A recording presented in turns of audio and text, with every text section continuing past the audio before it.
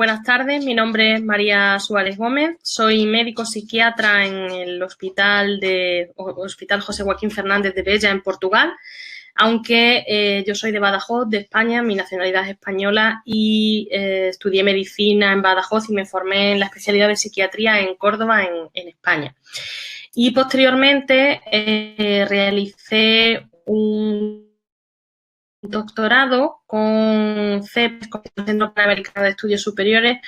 Estoy muy bien, me permitió desarrollar con total comodidad, accesibilidad y trato excelente, pues un proyecto que hacía mucho tiempo que quería desarrollar, que era sobre psiquiatría en la infancia y en el trastorno por déficit de atención e hiperactividad a través de un método innovador no invasivo como es el neurofeedback. Y bueno, pues realicé el doctorado, primero cursé una serie de asignaturas y después fui guiada a través de un tutor, de un director de tesis, para acabar finalizando la tesis doctoral, realizar una publicación de la cual, bueno, pues estoy muy contenta tanto con la experiencia como con el desarrollo a nivel académico, profesional, porque después esto lo he seguido poniendo en marcha en la consulta. En mi caso, en esta parte en concreto, en la consulta privada, aunque la idea era también ponerlo en práctica en la pública y estamos en ello. Y bueno, pues animo a todos los alumnos, tanto los que están dentro cursando algún tipo de máster o de estudio con esta universidad o de doctorado, como a los que no están y quieran realizarlo, porque realmente es un doctorado internacional en mi caso, con una acreditación a través del convenio que tiene con la Universidad de Alcalá en Madrid, en España, y bueno, de la cual pues mantengo un contacto muy enriquecedor. Así que bueno, dicho esto, vamos a comenzar la conferencia sobre nutrición y salud mental. Usted me indica, doctora, cuando pase a la siguiente diapositiva, estoy compartiendo la Sí, pantalla. puede pasar.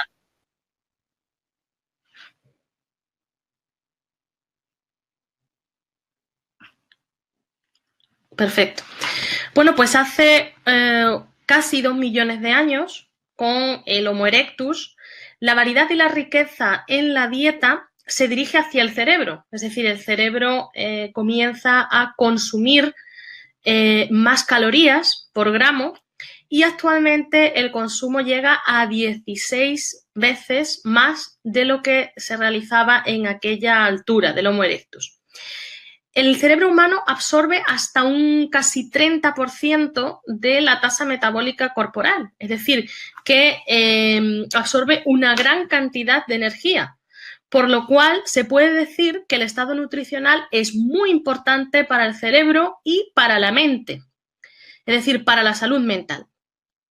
Los datos apoyan que la asociación, por ejemplo, entre depresión y ácidos grasos asociados, pues está claro que existe pues una ligación entre esos dos productos, entre el nutriente de ácidos grasos y la mejora en el estado de ánimo. También se han encontrado datos favorables con el consumo de ácido fólico. Y decir también que los antioxidantes y los oligoelementos que se encuentran en muchos de los minerales han sido estudiados de forma rigurosa y no han sido estudiados de forma rigurosa, pero sí que existe la posibilidad de que afecten al funcionamiento cognitivo y también al estado de ánimo. Es decir, que en términos de depresión y de función cognitiva es lo que hay más estudios en cuanto a la nutrición, más estudios formales y científicos, pero que sí que hay que seguir investigando. En ansiedad ya se ha encontrado algo, ya se está publicando algún artículo, en demencia obviamente asociado con la parte cognitiva también, pero es necesario seguir investigando. Puede pasar a la siguiente diapositiva. Bien, la ingesta adecuada de hierro, de folato o de nutrientes como el calcio es importante para no producir, para evitar problemas, sobre todo, por ejemplo, en las mujeres en edad fértil. Entonces, la población, sobre todo a nivel occidental y la que tiene menor nivel socioeconómico, consume una gran cantidad de comida con pocos nutrientes y con muchísimas calorías, sobre todo, por ejemplo, los dulces. Y eso lo que lleva es a una serie de enfermedades crónicas como son las enfermedades cardiovasculares, la diabetes, la hipertensión, cáncer, la obesidad, obviamente, y otra serie de cuadros metabólicos. Y también se ha visto una asociación con enfermedades mentales, sobre todo con la depresión y la ansiedad. Puede pasar a la siguiente diapositiva.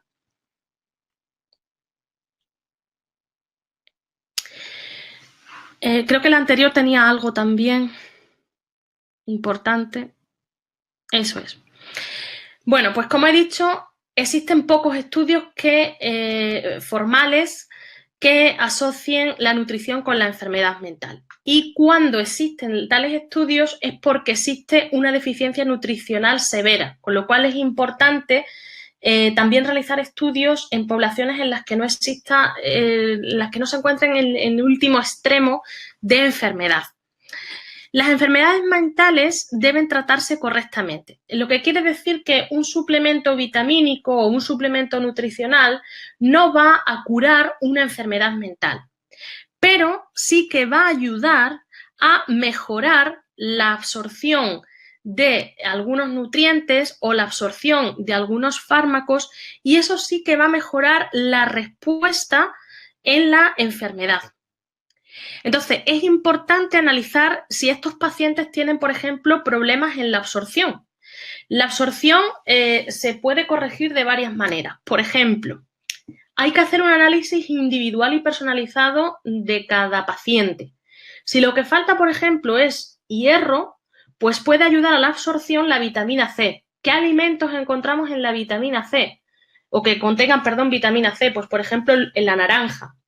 Entonces, un zumo de naranja, al tomar un suplemento vitamínico de hierro, pues puede ayudar a la absorción del mismo y corregir, por ejemplo, una anemia, que puede estar asociado a cansancio, a irritabilidad, incluso a síntomas depresivos. También es cierto que, por contra, el té o el café, aunque tiene una serie de elementos saludables, como pueden ser los polifenoles, y puede ayudar a combatir otra serie de enfermedades crónicas, en el caso, por ejemplo, del hierro, no es tan positivo tomarlo porque disminuye la absorción del hierro. Se aconseja, en términos generales, que cuando se comen, por ejemplo, frutas y verduras, se diferentes colores, porque en las diferencias de color va a estar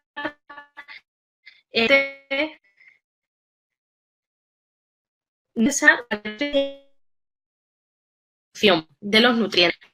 Por su parte, existen, por ejemplo, vitaminas, la D, la K y la E, que con sus diferentes funciones mejor aportando grasas poliinsaturadas. Es decir, que si nosotros añadimos aceite de oliva que contiene grasas poliinsaturadas en una ensalada que lleve frutas y verduras de diferente color, y por lo tanto esas frutas y verduras contengan esas vitaminas que decimos como la vitamina A, por ejemplo, o atún, que contiene vitamina D, pues esas vitaminas se van a absorber mejor con esas grasas poliinsaturadas que hemos incluido a través del aceite de oliva. Y por lo tanto, pues vamos a tener más posibilidad, por ejemplo, la vitamina A para la ceguera, la vitamina E como antioxidante, con lo cual también van a ayudarnos a que esas vitaminas se absorban mejor porque se absorben mejor en las grasas. También es cierto que la absorción se puede mejorar, por ejemplo, con alimentos probióticos como el kéfir, que hacen regenerar el intestino, por lo tanto, que se absorben mejor. El consumo de alcohol también es una ayuda que permite que no se dañen las enzimas del estómago y, por lo tanto, esas enzimas, esas proteínas que digieren los alimentos van a permitir, al no estar dañadas por reducir el consumo de alcohol, van a permitir que los nutrientes se absorban mejor. Y el estrés también hace que se absorban peor los nutrientes.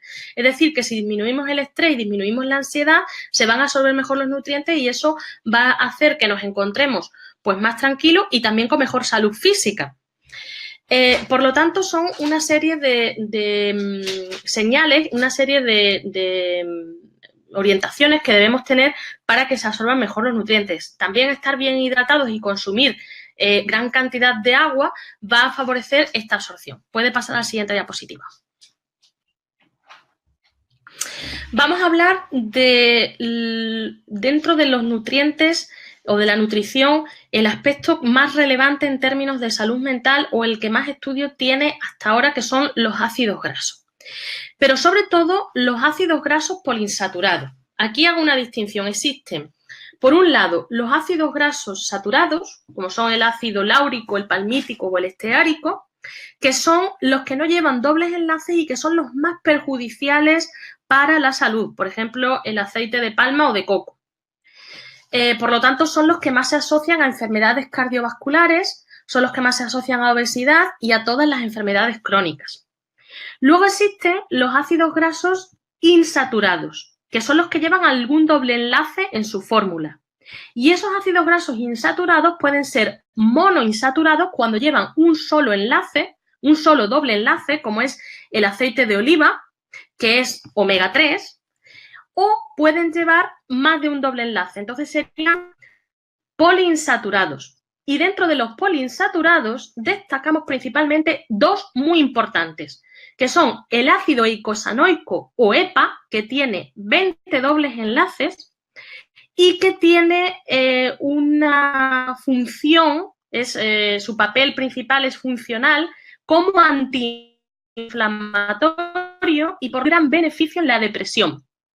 Y luego tenemos el DHA, el ácido docoesanoico, que tiene 22 dobles enlaces y que tiene una función más de estructura, más de regenerador neuronal. Por lo tanto, es muy beneficioso su consumo en el deterioro cognitivo o en enfermedades como, por ejemplo, la demencia y más en concreto la demencia tipo Alzheimer. Aunque también puede tener algún efecto antiinflamatorio. Entonces, de estos dos ácidos grasos omega 3, que son los principales, el EPA y el DHA, es conveniente por lo menos 1 gramo al día, sin llegar a pasar de los 5 gramos. Y si queremos hacer más hincapié en el estado de ánimo depresivo, para corregir la depresión, debemos coger una proporción 3:1 cuando hablamos de EPA-DHA, es decir, cada molécula de DHA debe estar compensada por 3 de EPA, es decir, más EPA que DHA en depresión. Y al contrario, más DHA que EPA si queremos tratar la parte cognitiva, la parte demencial o la parte, por ejemplo, en concreto de la demencia tipo Alzheimer. Sin embargo, en las sociedades actuales lo que tendemos es a consumir más omega 6, que es otro tipo de ácido graso, es el que contienen las hamburguesas del McDonald's, por ejemplo, que omega 3. Entonces, lo que tenemos es que invertir esa proporción, es decir, comer más ácidos omega 3, es decir, aquellos que se encuentran por ejemplo, en el pescado o en los aceites vegetales, que comer, pues, los otros tipos de ácidos grasos que se encuentran en las hamburguesas. Entonces, el ácido graso más prominente a nivel cerebral, por ejemplo, es el docosoesanoico, es decir, el DHA. Y ni que decir tiene que los ácidos grasos poliinsaturados forman parte de las membranas fosfolipídicas de todos los tejidos corporales, con lo cual van a ayudar también a la absorción del resto de nutrientes. Este DHA es un ácido graso, como ya he dicho, omega 3 que deriva de la aumenta la sensibilidad de los receptores de serotonina, que es un neurotransmisor que está asociado al estado de ánimo. Entonces, si aumenta esa sensibilidad a los receptores de serotonina, los receptores van a captar más serotonina y, por lo tanto, se pretende que mejore el nivel de estado de ánimo.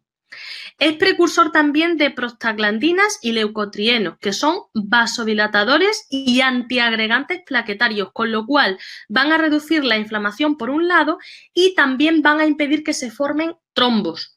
Es decir, los trombos, que va a reducir la probabilidad de tener un infarto cerebral, cardíaco o de otro tipo. Es decir, que se formen trombosis, que se coagule la sangre en los vasos y cree este tipo de riesgo.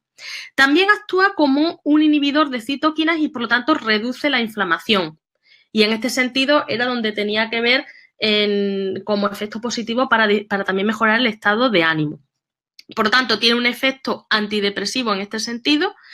Y, bueno, sí que es verdad que se necesitan más investigaciones en el caso del suplemento con omega 3, porque no es lo mismo la proporción. Se dice que el omega 3 es el aceite de pescado. No.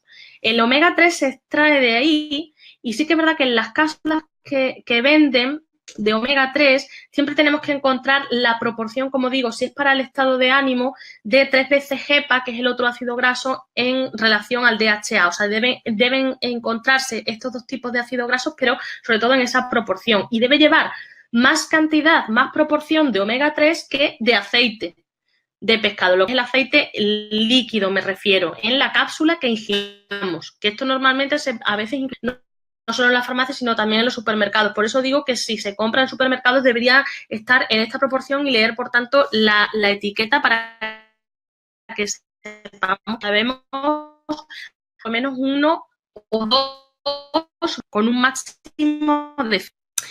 Bien, podemos pasar la diapositiva.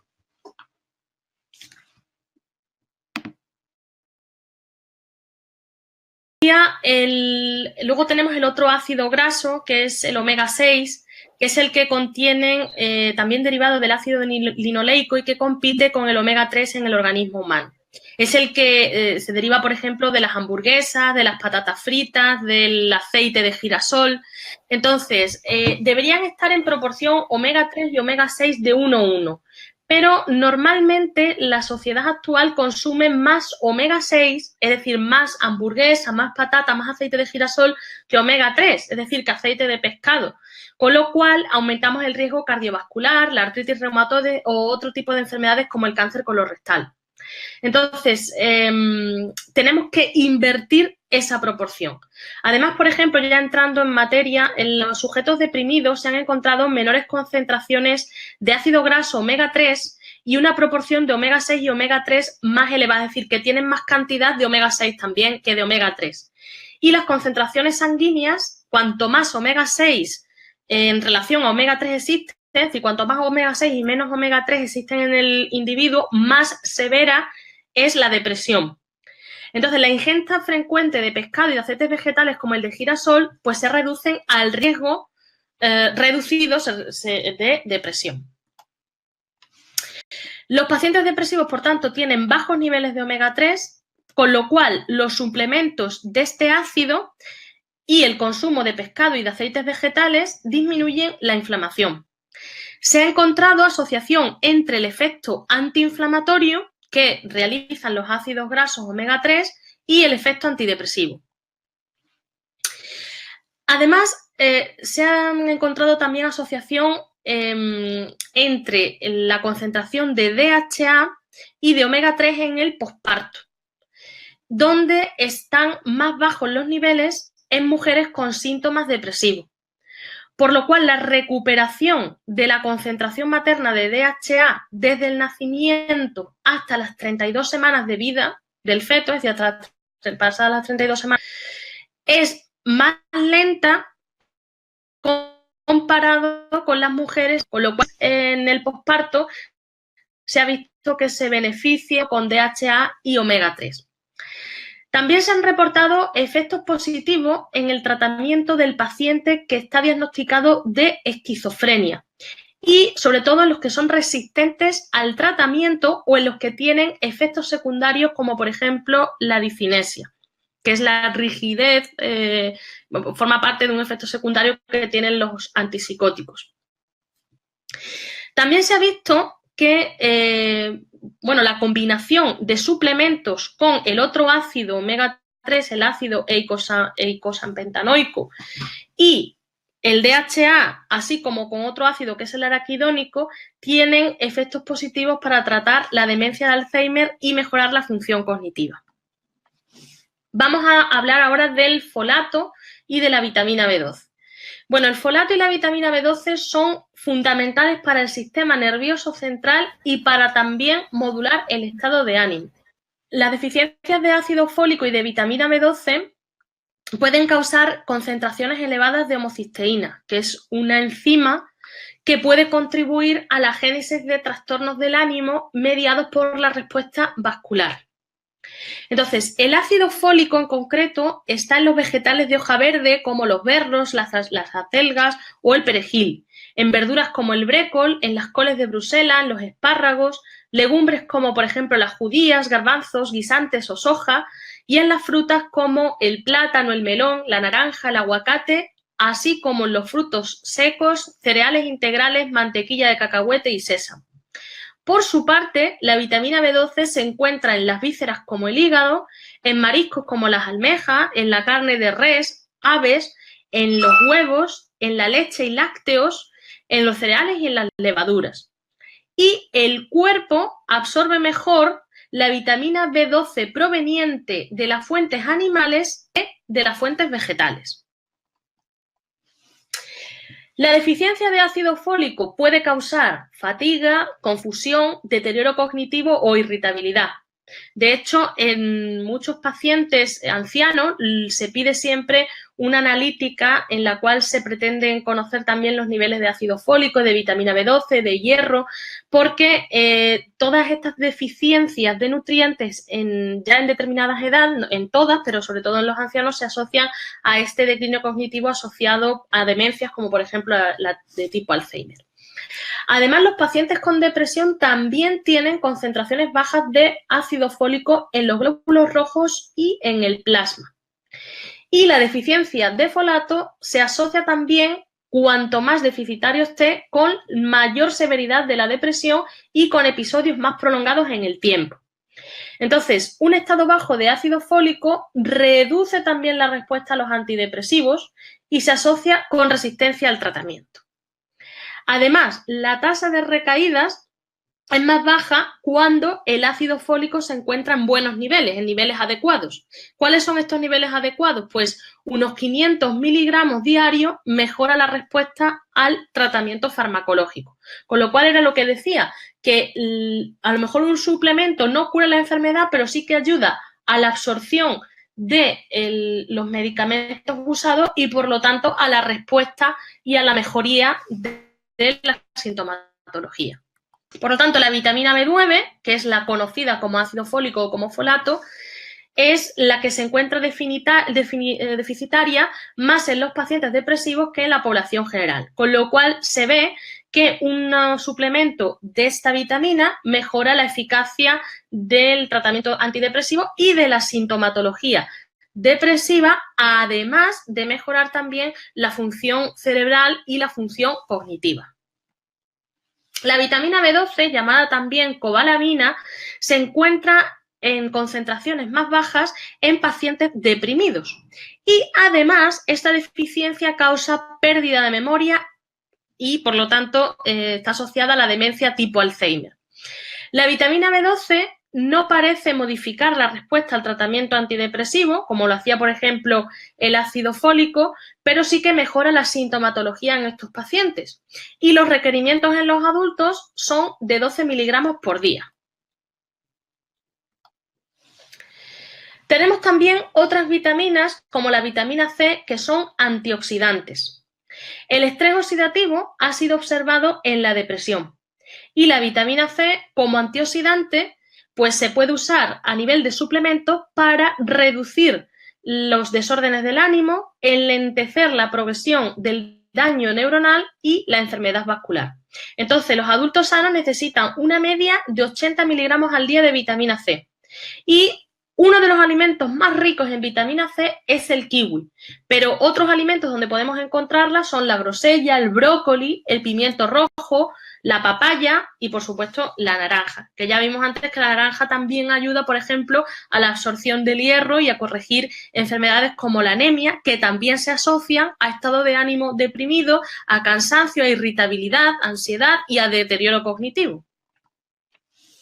Otra vitamina antioxidante es la vitamina E, que como ya vimos antes también se absorbe mejor a través del consumo de grasas poliinsaturadas. Entonces, un nivel bajo de vitamina E también se asocia con depresión. Es un antioxidante, por lo tanto, que se disuelve en grasas, por eso es lipídico soluble, y protege a la membrana de la peroxidación, porque la protege de su deterioro y de su muerte. Entonces, un aumento de esta vitamina en el plasma disminuye también la duración del cuadro depresivo. Los adultos sanos necesitan una media de 15 miligramos al día de esta vitamina. ¿En qué alimentos la encontramos? Pues en aceite vegetal, en las nueces, en las semillas de girasol, en las espinacas, en los brócolis o en la margarina, por ejemplo. Pasamos a los minerales. De los minerales podemos destacar como beneficioso para la salud mental el selenio. El selenio es un antioxidante que también modula el estado de ánimo. Los individuos que no lo incluyen en su dieta tienen más síntomas de depresión que los que se alimentan con alta dosis. Entonces, un suplemento de unos 100 a 150 microgramos de selenio al día durante un mes y medio más o menos mejora los síntomas depresivos. Los adultos sanos deberían tomar una media de 55 miligramos al día de selenio. Son alimentos ricos en selenio las carnes rojas, el pescado, las hortalizas, los piñones, los mariscos, el huevo, el pollo, el hígado, el atún en lata, los champiñones, el ajo, los cereales integrales, la levadura de cerveza, el germen de trigo y la harina de trigo también, o otra serie de granos. Pasamos a esta diapositiva, habría que corregirla, los minerales en este caso vamos a hablar del hierro. La deficiencia de hierro se asocia a anemia, pero también a síntomas depresivos, fatiga, irritabilidad, apatía y falta de concentración. La disminución de hierro puede disminuir la síntesis, función y degradación de neurotransmisores que tienen que ver mucho con la depresión y la ansiedad, como son la dopamina, la serotonina y la noradrenalina. Por lo tanto, un suplemento de hierro puede mejorar la mielinización, es decir, la conexión, la comunicación entre las neuronas y, por lo tanto, la función cognitiva. También el metabolismo de los neurotransmisores asociados a los estados de ánimo depresivos, de ansiedad y a otros estados de salud mental.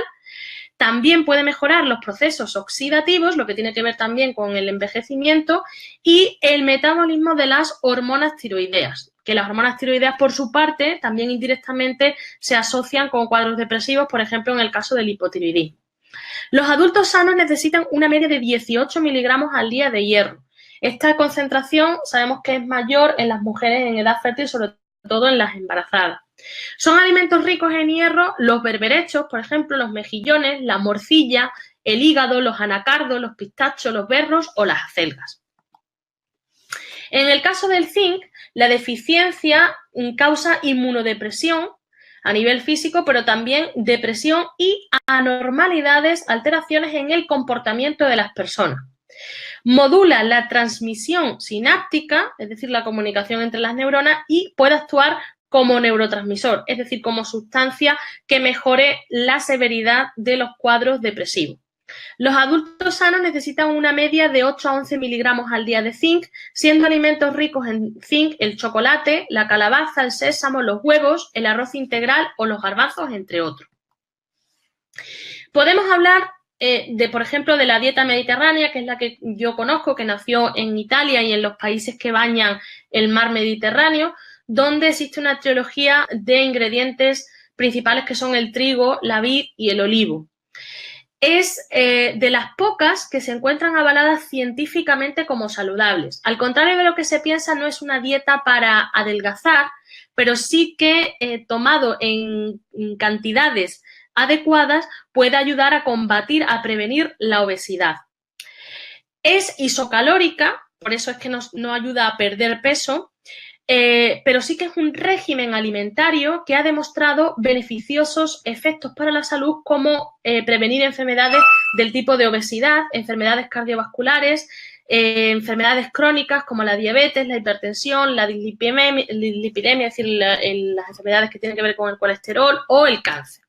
Desde 2010, la UNESCO la ha considerado Patrimonio Intangible de la Humanidad y constituye no solamente un estilo dietético, sino también que forma parte de del concepto de cultura, es decir, de un estilo de vida cuidadoso, además con la propia persona y con el medio ambiente, sostenible y que incluye también como parte fundamental las relaciones sociales, es decir, el comer con otras personas o el ejercicio físico, y donde la principal bebida es el agua, aunque también el vino forme parte de la dieta mediterránea. Tenemos la típica pirámide de alimentos de la dieta mediterránea, en la cual la base está formada por cereales, frutas y verduras, después la continuarían los pescados y las carnes blancas, más arriba las carnes rojas y en último lugar, arriba del todo, los alimentos que debemos evitar o consumir en menor cantidad, como son los dulces o la bollería industrial, que tienen sobre todo calorías, pero pocos nutrientes y aumentan la obesidad y otra serie de enfermedades. Tenemos aquí cómo dividir un plato en base a lo que podría ser una dieta mediterránea. Esto es lo que se llama la rueda de alimentos. Entonces, en cualquier plato, para que sea saludable la ingestión, en términos generales, lo dividiríamos en la mitad, y entonces una mitad serían verduras y de la otra mitad haríamos 2/4. Un cuarto sería los alimentos ricos en proteínas, por ejemplo, la carne o el pescado, y el otro cuarto debería contener hidratos de carbono, es decir, arroz, cereales, patata, que debe ser cocida mejor que frita, pasta o pan. Y no pasarnos de esa cantidad diaria, es decir, consumir un solo plato, al cual pues muchas veces se le puede añadir a lo mejor sopa de inicio para saciarnos, y porque también lleva una serie de oligoelementos y de nutrientes que puedan ayudar a la absorción de los alimentos, pero luego pues a lo mejor evitar los dulces o la fruta en la sobremesa, es decir, en el postre, y dejarlo para entre comida y comida, por ejemplo. La dieta mediterránea mejora también, se ha visto que mejora la percepción que las personas tienen sobre su propio estado de salud como mental, y los efectos positivos no se dan solo por la composición de los alimentos, sino por el estilo de vida, que es pues con casa o a nivel familiar, invertir más tiempo en la preparación de los alimentos, con lo cual es la propia persona la que escoge y sabe qué alimentos está comiendo. Tarda y al final pues come menos, parece algo subjetivo, pero se tiende a comer pues al final menos cantidad o menos calorías. Se come la comida a nivel social y esto mejora la percepción de bienestar del sujeto. Por otro lado, los efectos antiinflamatorios de nutrientes como los ácidos grasos omega 3, por ejemplo, contenido en el aceite de oliva, que es uno de los fundamentales de la dieta mediterránea, o en el aceite de pescado, pues se ha visto que se asocian no solo a la prevención de enfermedades cardiovasculares, sino también, como ya hemos visto, a la disminución de los síntomas depresivos. También se contribuye a la mejora anímica y de otros síntomas mentales como ansiedad, la irritabilidad, la fatiga o la función cognitiva, donde los antioxidantes tienen mucho que ver, que se encuentran en las frutas y en las verduras, o el ácido fólico presentes, por ejemplo, en los pescados como la sardina, o también la vitamina B12 que podemos obtener mediante el consumo de carne. Por lo tanto, podemos decir que el efecto de la nutrición sobre la enfermedad mental ha sido estudiada solamente en condiciones en las que hay mucha deficiencia y que deberían aumentar el número de estudios en este sentido. Un déficit de los principales nutrientes aumenta el riesgo de depresión, ansiedad, insomnio, irritabilidad, deterioro cognitivo, confusión, fatiga y otros síntomas psiquiátricos. La mayor parte de los estudios en este tema se centran en depresión, donde se han encontrado importantes déficits nutricionales, destacando el nivel bajo de omega 3, hierro, vitamina B12 y ácido fólico, y de antioxidantes como la vitamina C, E, selenio y zinc. Por lo tanto, un aporte de estos nutrientes siempre mejorará los síntomas depresivos y también mejorarán la absorción de los medicamentos usados para estas enfermedades. Una mejora en la alimentación, por lo tanto, a través de dietas como puede ser la dieta mediterránea, que está científicamente probada, tiene mejoras no solo en la salud física, sino también en la salud mental, tanto de los sujetos sanos como de los sujetos con alguna enfermedad ya diagnosticada. Y puede mejorar, como he dicho ya, la eficacia terapéutica. La dieta mediterránea ha demostrado científicamente sus efectos positivos sobre la salud y concretamente también sobre la salud mental, por lo que es un ejemplo de dieta a seguir para mejorar los síntomas cerebrales. Bueno, tenemos parte de la bibliografía. Muchísimas gracias. Paso a las preguntas. Aquí está mi mail también por si quieren tener alguna consulta personal o que envíe algún tipo de documento, de artículo.